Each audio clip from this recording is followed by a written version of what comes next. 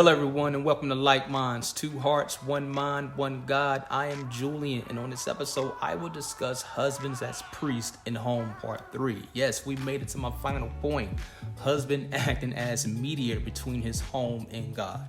Now, as a brief recap, I previously shared 2 of the 3 predominant priestly roles every husband should fulfill in his home. They are: number 1, guard or protecting his home, okay? Number 2, awareness, meaning watch what comes in or what leaves his home, okay? Now, as one would only imagine, the priest's role is to reflect on God and act as the intercessor or mediator between God and his people. The word mediator derives from the word medium, okay, which means by way of communication, okay, hence media or social media. As we all know, it is the media that articulates, expresses a range of ideas, philosophies, and agendas to the public consistently. It never turns off. That's key. Now, in biblical times, traditionally, the priests would not go into God's presence empty-handed. Instead, they would take with them an offering on behalf of God's people. These offerings will consist of calves, doves, bullocks, signifying the trespasses and sins of the people. Now, while doing so, the priest will begin to present God with prayer, praise, and thankfulness. I'm going to repeat that: prayer, praise, and thankfulness. This very demonstration will attract the Spirit of God to meet the people right where they were, okay?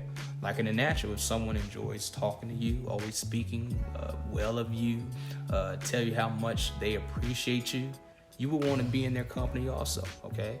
Ultimately, God wants to abide wherever his Spirit is.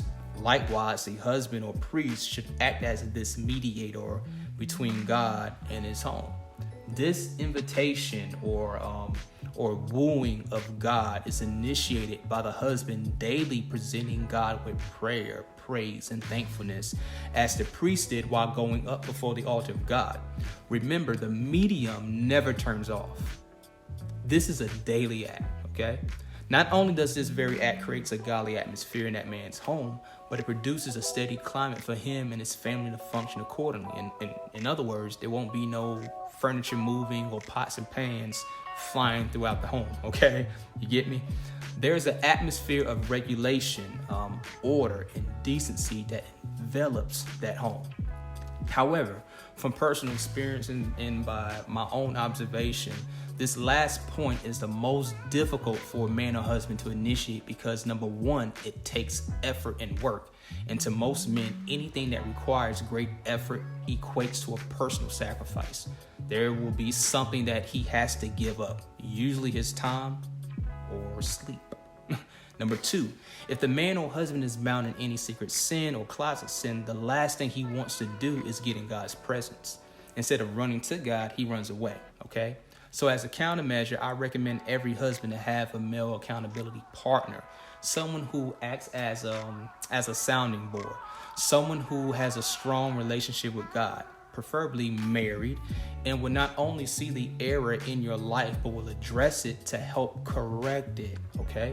Proverbs 26:6 tells us, "Faithful are the wounds of a friend, but the kisses of an enemy are deceitful."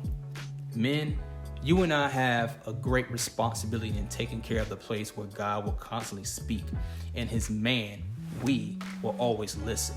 This is the posture in which every man of God should take in his sanctuary, okay? All right? Well, that's all I would like to share on this episode. Thanks for watching. Prayerfully, there was something I said that encouraged you, or perhaps there was something that you will consider. If so, please subscribe, leave a comment, and share. Until next time, live abundantly. Peace.